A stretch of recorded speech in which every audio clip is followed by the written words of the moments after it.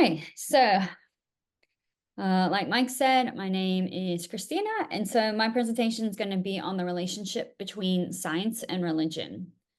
And so I just wanted to start off the presentation with two quotes. So the first one is by physicist Steven Weinberg. It says, "I am all in favor of a dialogue between science and religion, but not a constructive dialogue. One of the great achievements of science has been, if not to make it impossible for an intelligent person to be religious, then at least to make it possible for them not to be religious. We should not entreat from this accomplishment." And then my second quote is also from a physicist, but a physicist and a theologian, John Polkinghorne, which says, "Science and religion are friends, not foes. And the common quest for knowledge. Some people may find this surprising, for there's a feeling throughout society that religious belief is outmoded or downright impossible in a scientific age. I don't agree. In fact, I go so far as to say that if people in this so-called scientific age knew a bit more about science than many of them actually do, they'd find it easier to share my view." So our first discussion is going to be about just which of these quotations or quotes or viewpoints accurately reflects your position, maybe those in the country you're either from or the country that you're currently living in, and those that maybe you're working with, the professors on campus or in your workplace. So that will be our first point of discussion. Okay, so that was a great discussion. Thank you. So now let's talk about there's three perspectives or approaches in regards to the relationship of science and faith. So the first one, which is probably the one that people think of, immediately if you think of, oh, what's the relationship between science and faith? They usually think that they're kind of at war or they're at odds, like they don't agree. And so in this case, I'm saying faith in general, but later I will kind of be more specific about Christianity when we talk about some of the other approaches. Then a second perspective is that science and faith represent two distinct and separate realms, and they don't really interact with each other. They're kind of just separate and isolated. And the third is that scientific evidence actually supports theistic belief. So let's look at the first one. So science and faith at odds. So it's believed that we live in a technological culture where many people kind of believe that science trumps all other forms of knowledge. So science is the only way that we can really obtain information because it's the only thing that's really rational. So since science is rational, then that's how we can achieve truth. Everything else is kind of either just mere belief or opinion. So because science follows the scientific method, then we can quantify things, we could test things. And if it doesn't follow by the scientific method, then it cannot be true or rational. Only those that can be tested through the scientific method are things that we can kind of accept as knowledge. However, this kind of argument is a little contradictory in itself. So if the argument is that science is the only way that we can get truth, that's self-contradictory, because the argument is that we can only receive truth by things that we can test through the scientific method, but we can't test the statement that science is the only, way of getting truth. So if we can only, so it's self-contradicting in that sense. Like if we can't test that statement, and that statement says that we can only get truth through things we can test, then it kind of defeats itself.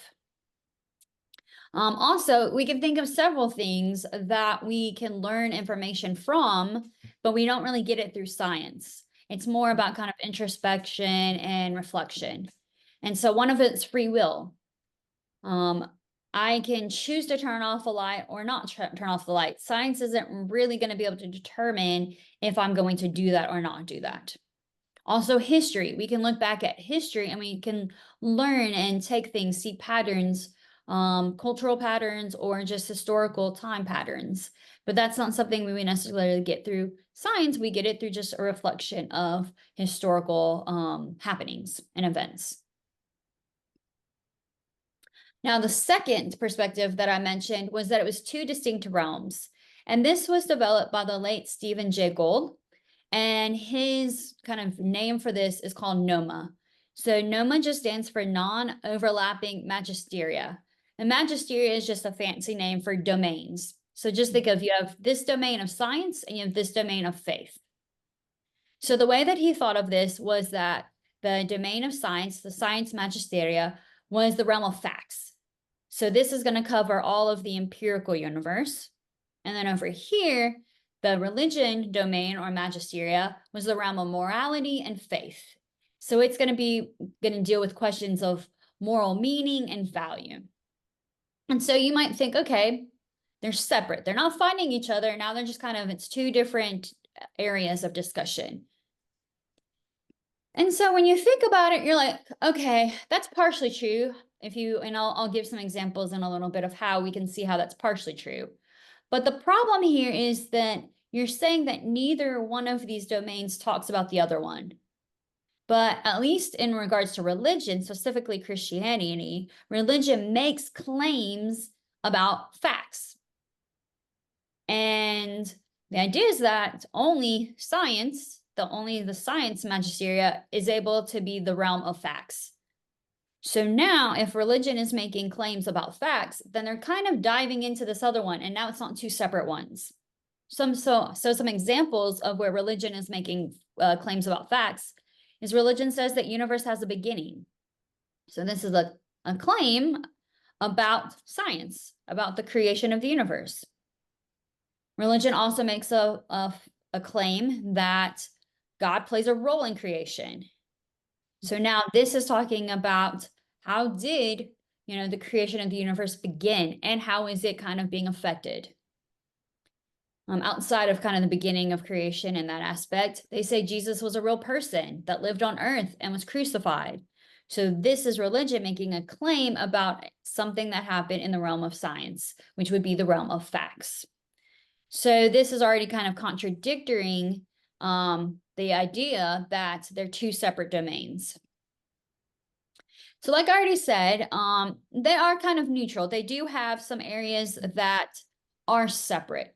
So for example, science is going to talk about the number of elements on the periodic table. That doesn't really affect religion. The elementary particles present at the Big Bang, just how many particles, not necessarily what happens or how it happens, but just what was there, doesn't necessarily affect religion. And on the other side, the nature of the Trinity doesn't necessarily affect science. So we do agree with the idea of partial agreement with this, that there are some things that only science or only religion are kind of talking about. But the contradiction to this being too distinct is that there are some overlaps. Like I said, religion is talking about things that would affect science and vice versa. And one of the biggest overlaps is kind of the question of origins, either origins of the universe or origins of, life, either one of those. And so what religion says, they're trying to make claim facts on science, and then what science discovers is going to have implications for what religion believes and how they interpret it. Now, most people who go, okay, I don't believe it's two distinct realms, I believe there's overlap. In this overlap, this is where they kind of fall back to that original perspective of it being conflicting. So when there's an overlap section, people will say, well, when it's overlapping, now they're competing. When it's non-overlapping, then it's kind of just, they're doing their own thing. So that's kind of the second approach or opinion on the relationship of science and religion, or science and faith. So our next discussion question is, what was your first reaction to Stephen Jay Gould's so-called NOMA, or non-overlapping magisteria principle, which says science and faith occupy distinct realms that shouldn't overlap? And was your opinion buttressed or changed by the provided argument? Okay, so awesome discussion on just the perspective of NOMA and that second kind of approach to the relationship between science and religion or faith. So now we'll lead into the third, which is that scientific evidence supports faith. So now we've got kind of the idea of here's science, here's faith, but instead of them, being separate or being combative, it's that science kind of is supporting or kind of directing into faith. so that the testimony of science kind of supports theism or belief in God. Now, there's a kind of a good quote from Stephen Meyer that says, science done right points toward God. And so I think that kind of that done right in the sense of there have been times that science has made some conclusions that aren't necessarily kind of the best conclusions. In our discussion previously, just now, Mike made a comment about how, sometimes science changes its mind. They'll think, okay, I can determine intelligence by measuring, somebody's head and, the distance and all of these things, and then determine if their value. So that would directly, if we took that would directly affect how we value people and our faith. But that's assuming that that's an accurate assumption that science can make. So that's where that caveat is important. Science done right points towards God. All right. So Stephen Myers has 6 kind of examples or categories of how science points to God. So his first one is the Big Bang and general relativity, and I'll talk about each one in a second. Anthropic fine-tuning, the origin of life, molecular machines, the Cambrian explosion, and human consciousness. So the Big Bang theory and general relativity. So this points to a definite beginning of the universe. So religion has argued that there was a beginning of the universe, but now science is pointing to that, saying there was a beginning, hence the Big Bang theory. So now we're seeing how what science is saying now is supporting what faith has said. They're kind of catching up in that regard. Also, general relativity points to the need for a cause, but not just any cause, a cause that transcends time, space, matter, energy, and the laws of nature. And so from faith, we can say that what does that? What transcends time, space, matter, energy, the laws of nature would be God.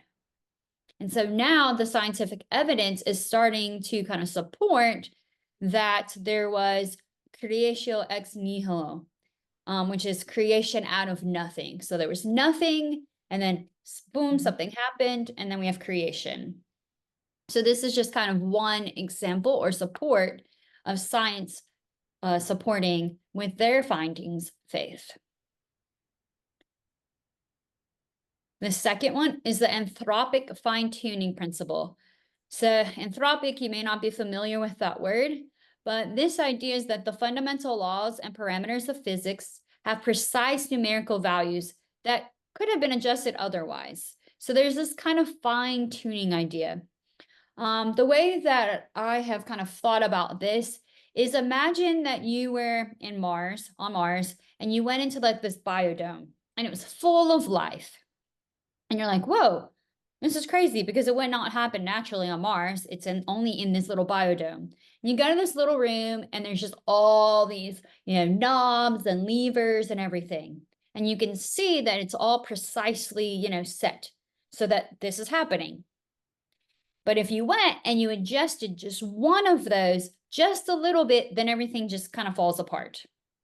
So this is kind of the idea of the universe, is that it's fine-tuned to make life possible. And you have multiple of these levers. So one example of a lever for the universe is the expansion rate of the universe. So it is fine-tuned to 1 part in a trillion. So that's 5 trillion. So it's a lot. So very fine-tuned. So like, even if you just like tapped it, either to like, you just kind of like bumped it a little bit, or even just breathed on it too hard, and it changed either in one direction, faster or slower, then the universe would not be able to support life. And there's, like I said, in this biodome, there's multiple examples of this, where it's gravity and other things that are just precisely how it would need to be for there to be life. And so this is another evidence from science of all these different laws and parameters that have been discovered, and they have been able to determine, okay, if it was a little bit this way or a little bit this way, life wouldn't happen. And so science finding all those and kind of seeing the effects of if it were to change is supporting the fine-tuning, that there's something kind of controlling all of this. And in faith, we would say that it would be God. The third is the origin of life and the origin of information necessary to bring life into existence. So if we want to have life, at its root, it requires information. It doesn't matter if we're talking about life from the big scale of, human life, or if we're just talking about in the very basic scale, but it is stored in our DNA and in protein molecules. And so we need that information. Richard Dawkins states that the machine code of the genes is uncannily computer-like. But the thing that's kind of missed in there is that computers run on software. They don't just run. Somebody has to build the hardware, and then someone has to sit down and write the computer program that is then put in to run the computer. And that isn't just naturally happening. Some intelligent computer software engineer has to write that program that then allows the computer to have the whole process occur. So if we want the whole process of life to occur, somebody has to go in and type the computer software program into the DNA, into the protein molecules for that process to occur. So example, when we're talking about like the cell, then what faith says is that that intelligent engineer is God. And science is showing that there is this information, but information can't just be derived. It has to come from somewhere. And that's where the scientific evidence is supporting faith. Another example is molecular machines. So there is evidence for design in molecular machines that kind of defy the explanation by Darwinian natural selection. So natural selection states that there's going to be slight changes over time for whatever is kind of most beneficial for the environment. So survival of the fittest, or in the sense of just what would be best if we're not necessarily thinking of creatures, but maybe like plants or that sort.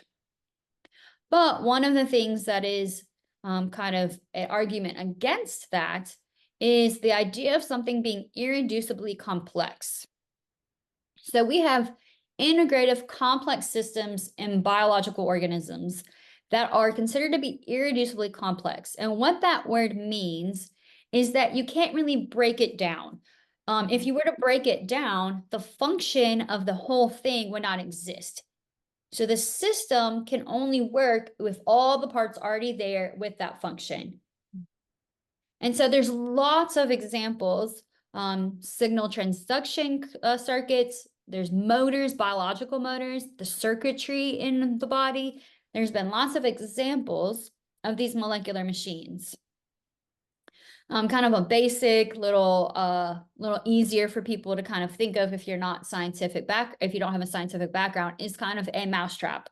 So the idea is that if you take each one of these parts, it's not a mousetrap. It's only a mousetrap when all the parts are together and they serve that purpose.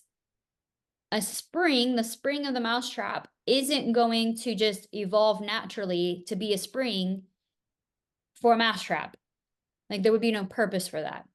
Or why would there be a purpose to have this little thing to hold the cheese if it wasn't for the mousetrap? So natural selection can't help you build the system. It can only preserve to give you the best mousetrap in the world. But it can't, oh, we're going to make all the pieces and all the pieces are going to naturally just come together. So it says that natural selection cannot take these huge leaps forward by definition. You need some sort of design to do that. Somebody would have to go in and design it.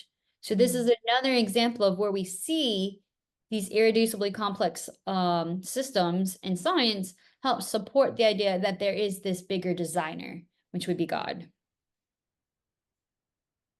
The next example that Meyer kind of provides is the Cambrian explosion.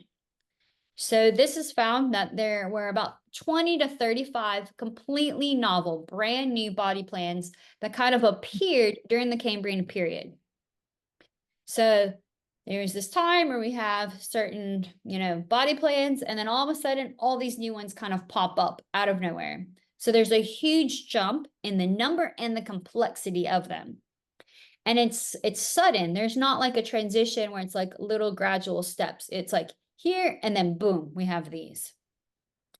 Now, Darwin said that nature takes no sudden leaps. However, if we have somebody who's who is an intelligent agent, they can have leaps because they can go in and they can, design and model something. So science has found this through the fossil record and all of that, and that supports evidence of God being an active intervener into the way that the universe is being created and way things are happening. And then the last one, which is a little different, is human consciousness. So science says that we're more than just matter, that we were made in God's image. But previously, science was saying, okay, well, by evolution, we should just be a bunch of matter that just kind of came together and created life. But there's not really an understanding for the development of human consciousness and capacity. Why would we, if we're just trying to survive, why would we then create or have the ability to do self-reflection, creativity, language? So science can't really account for this consciousness merely from the interaction of physical matter in our brain. So having this level of consciousness isn't really, we don't have a scientific evidence for it. There's got to be something else that has kind of created that into it. And so that helps support the idea that there was this external impact, this external kind of designer that was creating this human consciousness inside of the human brain. So these are just a few 6 explanations that Myers kind of produces and provides in relation to support that scientific evidence is, supporting faith, and it's not combating. There is overlap, and in that overlap category, they're not fighting, they're not, just at war with each other, but there's some support and there's some growth in that. So our next discussion is, so we've talked about the 3 approaches. They're at war, there's no overlap, or when there is overlap, there's some disagreement, kind of war, and that's really science is helping to support faith. So which of these approaches have you heard people use in your context or have hinted at? And maybe is there a 4th approach that you can think of? And then out of these 6 explanations provided in response to the objections to intelligent design theory, which of the explanations were the most convincing and why? So you might say, okay, Christina, you've provided all this evidence. I'm kind of feeling where you're going with this whole science is kind of providing evidence to support or direct your attention to faith. But then if that's the case, if I listed 6, you don't need 6 to really believe, but if you have all of this, and if science really does point to God, then why don't more scientists believe in God? I think that's a great question. There was a study in 1966 that said 60% of scientists either disbelieve or were doubtful about God. In 2009, the Pew Group did another study. Thankfully, that went down to 49%. So now only 49% of scientists do not believe in some form of deity or higher power. They haven't done a newer study. Some of the things that I've looked at from other organizations, so it's kind of, you can't exactly compare because it's not the same organization or same sample group, is closer now to 30%. But still, there is a decent number of scientists that still do not believe in God. So why? So there's a couple of reasons. First, things just take time. It takes time for you to get new discoveries and for those to reach all areas of science. My background is chemistry, and so if something is happening in physics, I might not hear about it for a while. Or if it's in biology, I might not hear about it for a while because I don't go to those conferences, or maybe it's in a different part of the world. Even though we are really informed and we can hear a lot of things just due to our more technological advances, it still does take time for some of these discoveries in science to kind of work its way up. A lot of the things that Stephen Myers and the 6 that presented are pretty recent. I would say in the last 50-ish years or so. So you think 50 years is a long time, but in science, some things just take a long time to kind of get going and to get spread out. Also, even if people hear about it, the general atmosphere of science is this materialistic worldview. So if the scientific community has this one worldview, and then here's this information that comes, and you believe it, but it's contrary, it goes against the grain of that worldview, it's kind of hard to like kind of step up and go like, oh, I actually think this is right. And so then you have kind of that difficulty, one, for that information to even get around, because if it needs to get around, people need to present it and to talk about it. So if people are shutting it down, you might not even hear about it. And then once somebody hears about it, to then stand up and kind of allow it to become more popular. Because within the scientific culture, there are belief systems. There are things, everybody walks in with their own kind of belief system. And the scientific culture has its own little belief system in itself of like, here are the parameters. This is what accepted. This is what is truth. This is how we study things, kind of our rule book. And so scientists just put on their blinders and they kind of ignore other evidence if it doesn't exactly fit into kind of how they view things or their way of doing things. And so some people say, well, okay, maybe some of this scientific evidence has come because those are a bunch of Christian scientists that have presented it. So of course, if it's Christian scientists doing doing research, they're going to say that it has a impact on faith. But every scientist has a motive for doing their work. But that doesn't necessarily matter. These motives shouldn't matter. We shouldn't look at why somebody does the research, only the evidence that is important, and assessing, is it valid or not. Some people might just do it because they want to make a lot of money, and that's the research area that's more profitable, or they want to become more well-known, and that's an area. So the reason for doing a research isn't the primary aspect. It's the not the motive behind it, but the evidence of it. So our next discussion question is, every scientist has a motive, Meyer said, but motives are irrelevant to assessing the validity of scientific theories. Do you agree or disagree?